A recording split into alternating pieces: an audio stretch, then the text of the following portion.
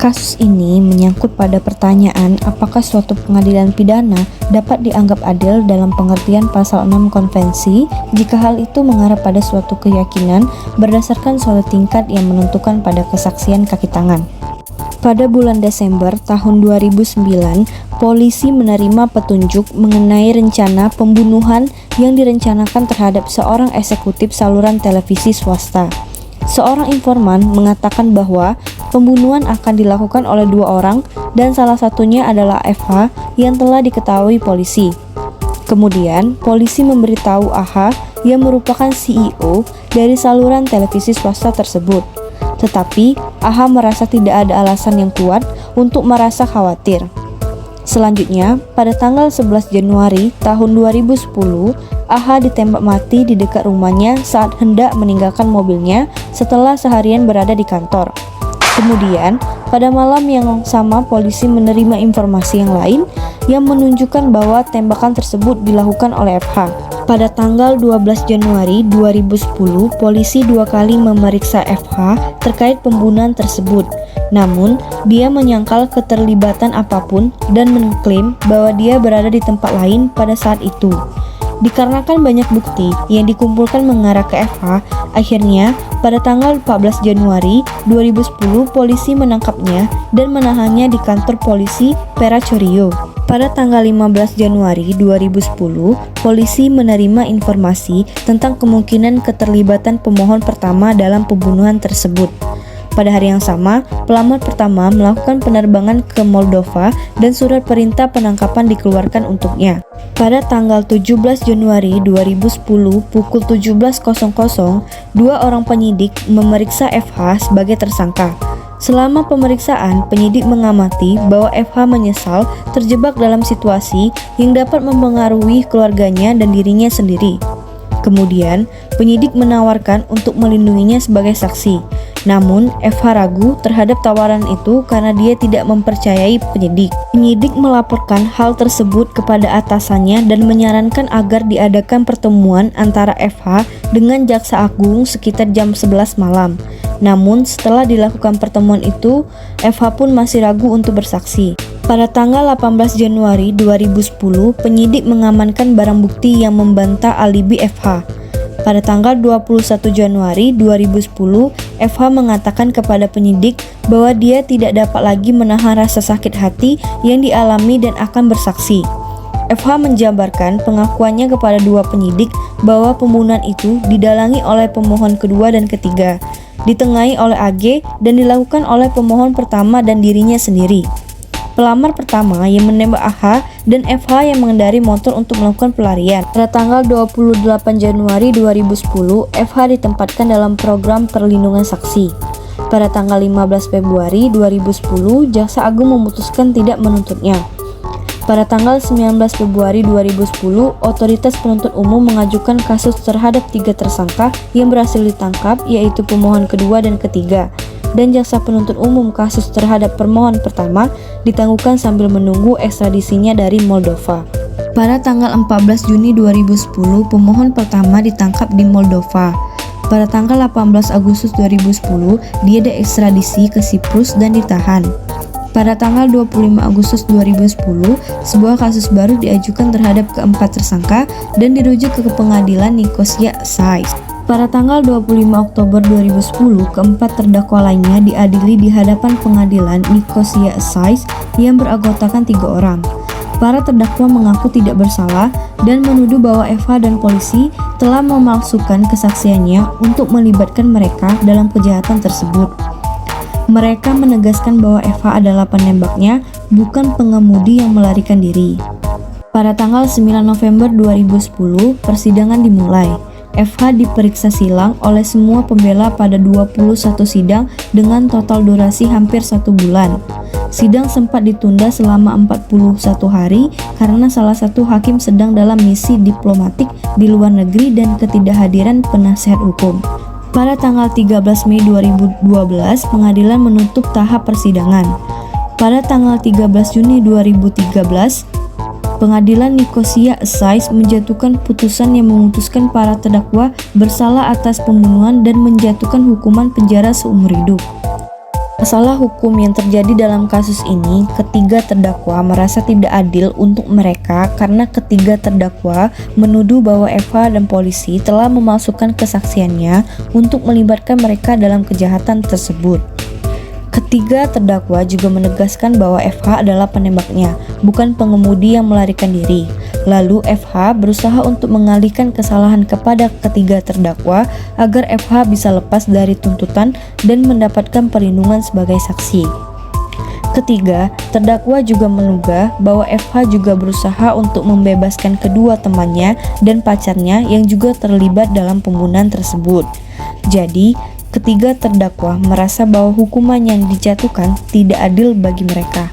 Instrumen hukum pada kasus ini yang pertama, seperti yang diatur dalam International Covenant on Civil and Political Rights, Kovenant Internasional tentang hak sipil dan politik, serta hak-hak dalam Deklarasi Universal Hak Asasi Manusia (DUHAM) diatur secara rinci dalam kovenant ini.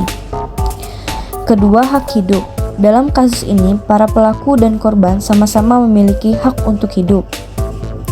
Yang ketiga, hak atas kemerdekaan dan keamanan pribadi. AH sebagai korban dalam kasus ini telah kehilangan hak atas kemerdekaan dan keamanan bagi dirinya sendiri, di mana dirinya ditembak mati oleh pelaku yaitu FH yang melakukan tindakan pembunuhan tersebut bersama-sama dengan pemohon kedua dan ketiga yang turut serta sebagai dalang pembunuhan dari AH. Yang kelima, dalam kasus ini, FH telah melanggar Basic Principle on the Use of Force and Firearms by Law Enforcement Officials, atau prinsip-prinsip dasar mengenai penggunaan kekerasan dan senjata api. 6. Prinsip-prinsip ini diadopsi oleh PBB pada tahun 1990, menekankan bahwa penggunaan kekerasan dan senjata api hanya dapat dilakukan jika diperlukan, serta sesuai dengan tugas pokok maupun fungsi yang diatur oleh peraturan perundang-undangan. Ketujuh, FH telah melanggar prinsip-prinsip ini karena telah menggunakan senjata api untuk kepentingan dendam pribadi dan bukan merupakan tugas pokok dari FH untuk menggunakan senjata api. Kasus tersebut menimbulkan pertanyaan, apakah suatu pengadilan pidana dapat dianggap adil dalam pengertian pasal 6 konvensi tersebut? Berdasarkan pasal 6 Konvensi Eropa tentang Hak Asasi Manusia, pengadilan berpendapat bahwa penilaian pengadilan atas kesaksian FH tidak sewenang-wenang atau tidak masuk akal dan tidak dibenarkan untuk tidak menuntut FH.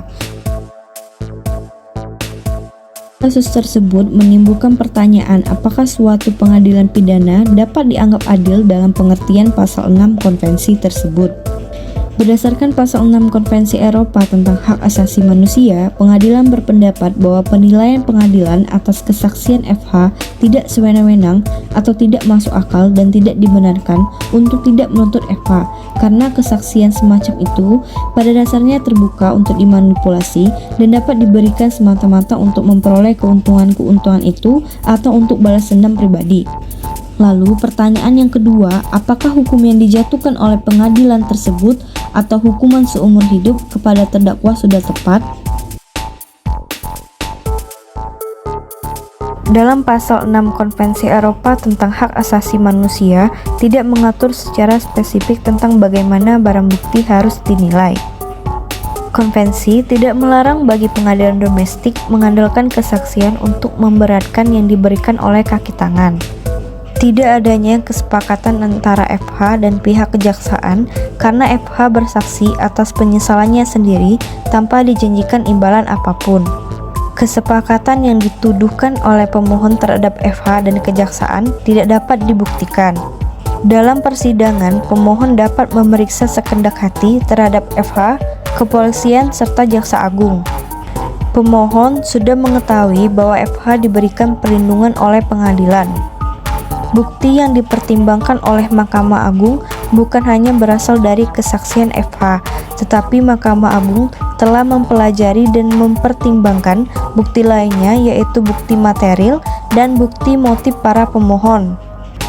Penerimaan dan evaluasi bukti berada di luar Mahkamah Agung. Aturan pengadilan domestik tidak dapat diubah. Tuduhan pemohon terkait penundaan persidangan yang lama untuk mengisi celah dapat ditepis karena penundaan disebabkan oleh kompleksitas dan kerumitan kasus tersebut. Dalam kesaksiannya, FH yang sudah diperiksa berulang-ulang dengan durasi waktu yang lama, FH tetap tidak tergoyahkan serta menjawab dengan teladan, stabilitas dan detail setiap pertanyaan yang diberikan kepadanya. FH dan para penyelidik yang bekerja dengannya telah diperiksa silang dan ekstensif. Kesaksian adalah satu kesatuan utuh tanpa retakan atau kontradiksi dan menyandingkan detail sedemikian rupa sehingga seseorang yang benar-benar mengalami semua peristiwa dapat menggambarkannya, di mana hal ini telah tercermin dari FH yang mampu menjelaskan dan menjabarkan secara detail dan konsisten bagaimana kejadian yang sebenarnya. Penggunaan saksi tangan telah dibenarkan dengan mengacu pada kasus pengadilan hak asasi manusia di Eropa pada tahun 1976 nomor 7306/75 keputusan komisi tanggal 6 Oktober 1976. Putusan yang dikeluarkan oleh pengadilan Nicosia Assize dirasa sudah tepat karena dengan alasan yang telah dijelaskan. Selanjutnya, mengenai hak yang menyangkut hidup para pemohon yang dijatuhkan hukuman penjara seumur hidup seimbang dengan pembunuhan yang dilakukan para pemohon terkait hak hidup korban. Putusan yang dikeluarkan oleh pengadilan Nicosia Assize dirasa sudah tepat karena dengan alasan yang telah dijelaskan. Selanjutnya, mengenai hak yang menyangkut hidup para pemohon yang dijatuhkan hukuman penjara seumur hidup seimbang dengan pembunuhan yang dilakukan para pemohon terkait hak hidup korban.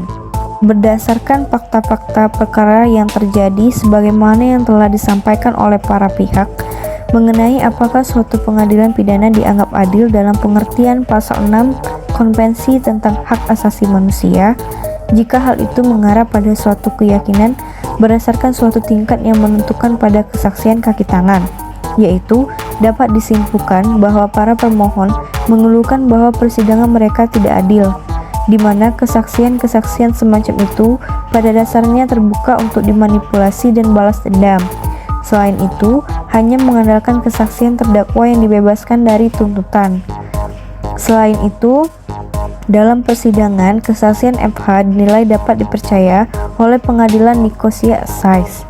Maka terkait hukum yang dijatuhkan oleh pengadilan Nicosia Assize, yaitu hukuman seumur hidup kepada terdakwa. Selanjutnya, mengenai hak yang menyangkut hidup para pemohon yang dijatuhkan hukuman penjara seumur hidup seimbang dengan pembunuhan yang dilakukan para pemohon terkait hak hidup korban, sehingga dapat disimpulkan juga bahwa hukuman penjara seumur hidup sudah tepat.